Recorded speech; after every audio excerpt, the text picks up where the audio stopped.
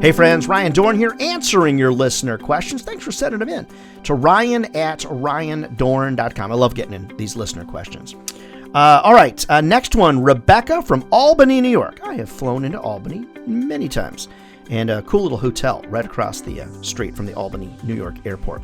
All right, Rebecca's question. My boss is telling us we need a PowerPoint on every sales call. Is that actually accurate? And is it actually needed?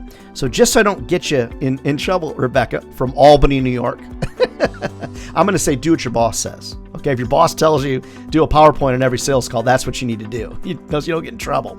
So here's, though, my opinion.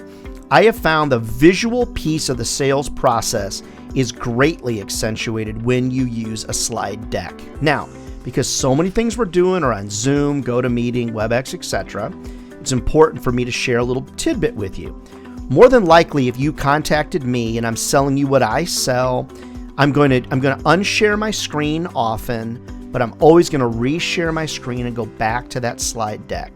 And the reason is because almost every piece of research that I have found online tells me that greater than 70% of people are visual learners. So if greater than 70% of people are visual learners, I think it's vividly important for me to make sure that I'm using visuals in my sales process. But the real tip here, well, the first is don't get fired.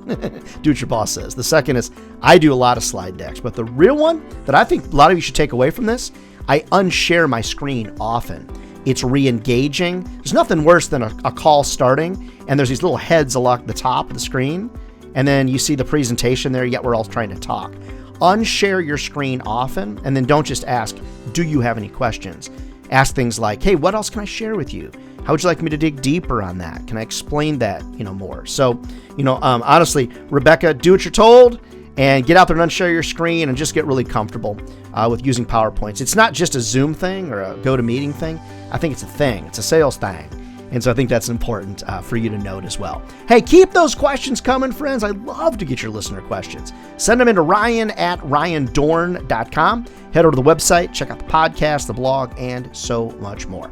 All right, friends, more listener questions next week. Don't forget, if sales was easy, everybody be doing it. And they're not. We're not crazy. We're the chosen few.